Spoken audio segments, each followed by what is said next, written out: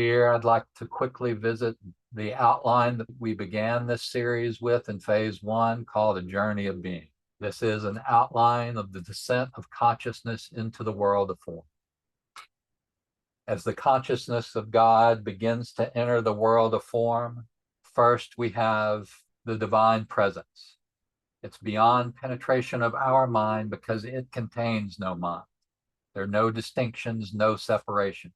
It's everything, everywhere, all at once. It can be felt as the Holy Spirit, and that's our bridge back into that state of presence through the Holy Spirit. Next, we have creative intelligence. This is God's algorithm of creation.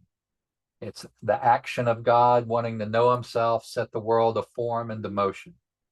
Simply by that act of will, all of creation, all space-time came into being. Our human creative intelligence is its reflection in the world of form, the microcosm of the macrocosm. The soul is God's self-awareness in the world of form. It's the first part of God knowing himself in the world of form. As such, it exists distinct within knowledge, yet whole within experience.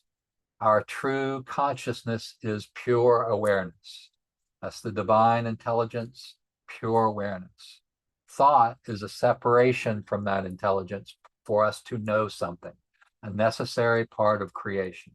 But in order to return to wholeness, we have to transcend thought.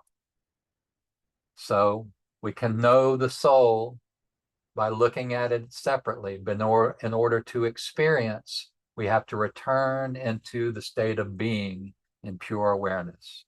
But we bring our knowledge with us when we do that. The soul's self-awareness is the psyche. It's further understood as the experience of the separated self. This can be equated with the ego. And I define ego as a set of neural pathways that began to be formed at conception. It's the recorder of the experience. It's where the breakdown occurs when we identify ourselves as those thoughts. That's not our true identity. Our true identity is the awareness that exists beyond thoughts. When we identify ourselves as our thoughts and this fleshly vehicle, this is what keeps us in a cycle of reincarnation and keeps us bound into the physical world. So here we get the tools to return to our true selves in awareness, into the presence of God through the Holy Spirit. So we do this in the phase of this program by beginning a mindfulness practice. Transcendence of the psyche by creating the observer through meditation and by releasing attachment and aversion. The principles that we learn in phase 3 are non-attachment, non-aversion, and we also introduce the principle of willingness. We have a helper in this, the divine mind through the Holy Spirit, and we become willing to allow that into our state of being, into our mental space, into our mentation. So we move beyond, though still containing the mental process, by reconnecting into the presence of God through the Holy Spirit. We begin a breathwork practice in which we unite our mind with the Holy Spirit and the breath. Spirit means breath. The Holy Spirit is our breath, which is God's presence within us. When we make that connection, we begin to immerse ourselves into the presence of God through the breath. Part 2 of the return is resting in the heart. So we unite our mind with our breath and breathe into the larger, expansive energy field that's contained within the heart chakra. The heart actually has the same type of cells that are contained within the brain. The heart is a thinking center that sends much more information to the brain than vice versa. It's our intuitive awareness. It's just normally we're taught by our society to ignore that larger part of ourselves because we tap into it through feeling. Feeling is our feminine nature. It's our receptive nature. So we're reuniting those separated parts of our mind by connecting in with the breath. The breath is the connection between the subconscious and the conscious minds.